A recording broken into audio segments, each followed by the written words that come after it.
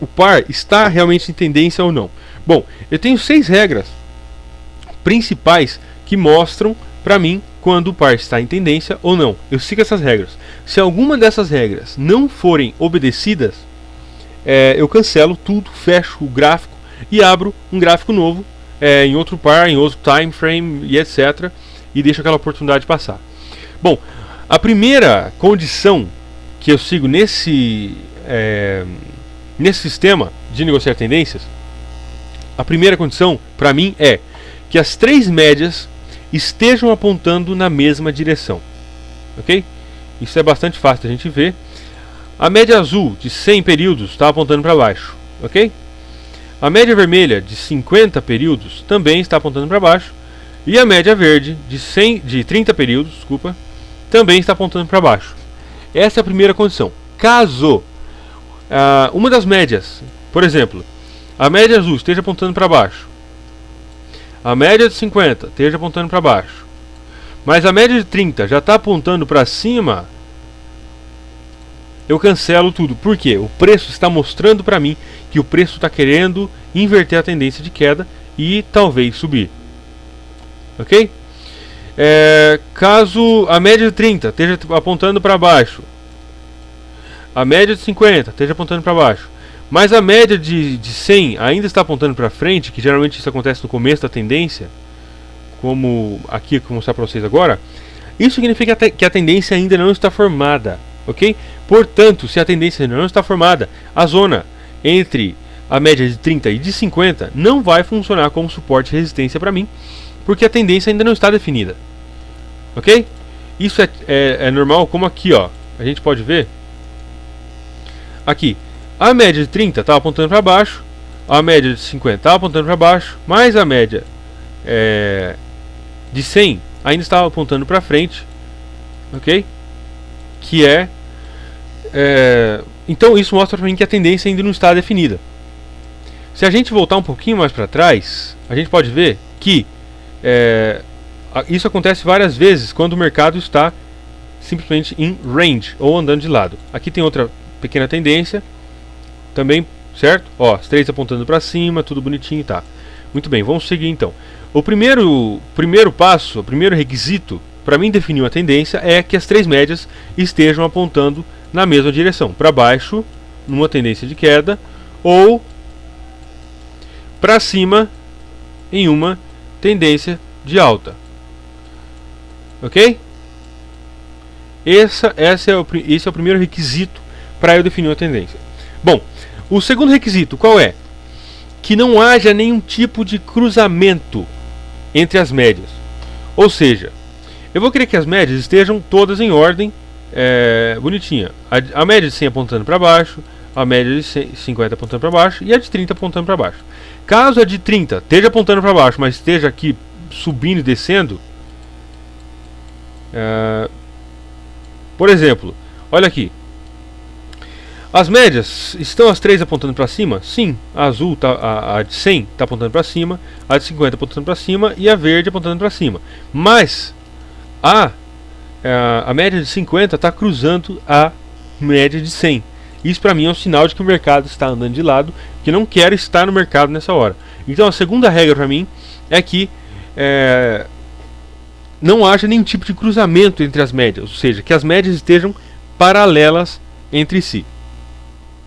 Certo? Então, primeira regra, que as médias estejam apontando na mesma direção, que não haja nenhum tipo de cruzamento, uma por cima da outra, não quero saber disso, ok?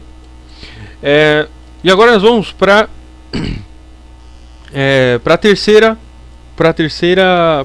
regrinha que eu sigo, ou seja, para definir uma tendência. Bom, a terceira regrinha é que o preço ele passe a maior parte do tempo do lado certo da média de 50. O que isso quer dizer? Bom, como assim lado certo da média desculpa. Como assim do lado certo da média de 50? Bom, se nós estamos numa tendência de queda, o mercado está caindo, como o preço se movimenta mais rápido do que a média em si, até porque qualquer tipo de média móvel é um indicador com lag, ou seja, com atraso, certo? Então eu sempre vou querer que o preço, numa tendência de queda, esteja para o lado de baixo da média de 50. Ok? Então, o preço, nesse caso aqui, o preço está por baixo da média de 50. Isso quer dizer o quê? Que o preço está respeitando a média de 50. O preço chega um pouquinho perto, chega perto, e depois logo em seguida ele retrai na direção da tendência de novo. Às vezes ele toca a média de 50 e depois ele retrai e sai disparado para baixo de novo. Certo? Essa é a terceira regra, que eu não quero que o preço, se eu estou numa tendência de queda, que o preço fique andando aqui em cima, por cima da média de 50. Isso é um sinal de fraqueza da tendência. Ok? Então, o preço tem que passar a maior parte do tempo para o lado de baixo da média de 50 em uma tendência de queda, e para o lado de cima. Vamos supor, aqui está a média de 30, aqui está a média de 50 e aqui está a média de 100. O preço, se ele estiver na tendência de alta, ele vai ter que passar a maior parte do tempo para o lado de cima da média de 50. Essa aqui é a média de 50. Certo? Depois eu vou mostrar para vocês umas tendências de alta e outros gráficos para vocês possam ver.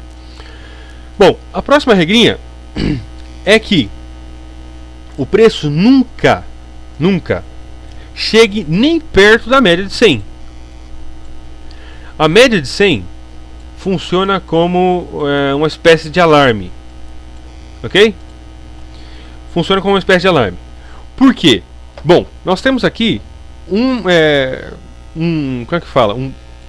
Eu sei essa palavra, eu leio essa palavra todo dia em inglês nós temos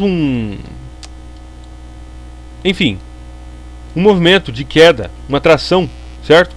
Na direção da tendência. E depois nós temos um movimento bem menor, que é a retração.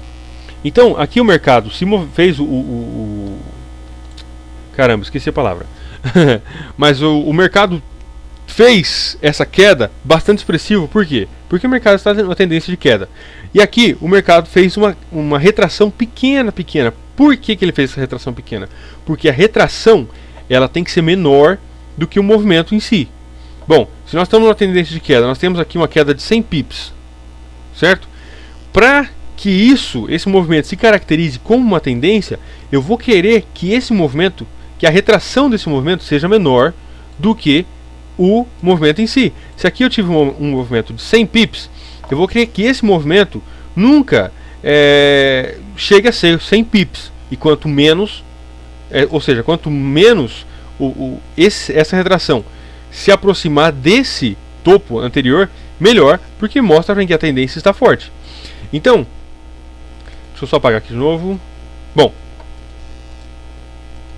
só um pouquinho.